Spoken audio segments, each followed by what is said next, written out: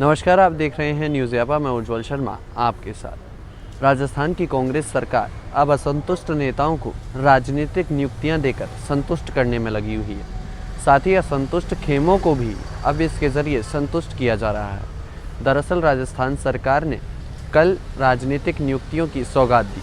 कल भी कई लोगों को राजनीतिक नियुक्तियाँ दी गई।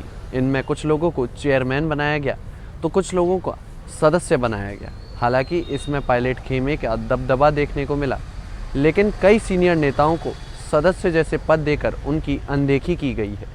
दरअसल राजस्थान कांग्रेस के दो नेता राजेश चौधरी और सुशील आसोपा को विभिन्न बोर्डों का सदस्य बनाया गया, जिससे हालांकि वे नाराज बताए जा रहे हैं और उन्होंने नियुक्ति लेने से भी इनकार कर दिया है। उन्होंने कारणों को तो स्पष्ट नहीं किया गया है, लेकिन कयास यही लगाए जा रहे हैं कि उन दोनों नेताओं ने इसलिए नियुक्ति नहीं ली है क्योंकि वे एक सीनियर नेता हैं और उन्हें सिर्फ सदस्य बनाया जाना अपने आप में ये दर्शाता है कि राजस्थान की कांग्रेस सरकार पक्षपात कर रही है। इतना ही नहीं, जिन्हें नियुक्ति नहीं मिली वे भी विरोध के सुर उठाने लगे हैं।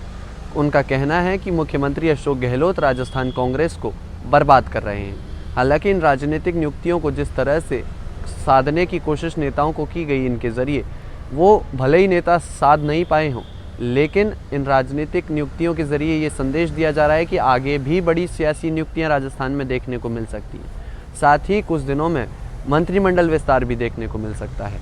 लेकिन दो बड़े नेताओं द्वारा राजनीतिक नियुक्तियाँ नहीं लेना अपने आप में सवालिया निशान खड़े करता है इन राजनीतिक नियुक्तियों पर कि आखिर उन दो दिग्गज नेताओं को क्यों इन बोर्डों का सदस्य बनाया गया। क्या उन्हें किसी बोर्ड का चेयरमैन नहीं बनाया जा सकता था?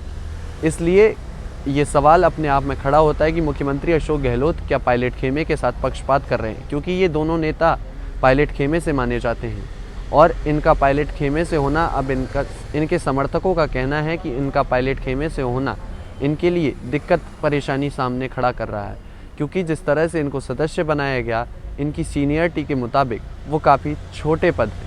अब बात कर ली जाए, युवा नेताओं को भी सदस्य बनाया गया है। जब युवा नेताओं को भी सदस्य बनाया जा रहा है और सीनियर नेताओं को भी सदस्य बनाया जा रहा है तो कांग्रेस में सीनियर और जूनियर की तो बात रह ही नहीं जाती, वहाँ अनुभव की बात रह ही नहीं जाती।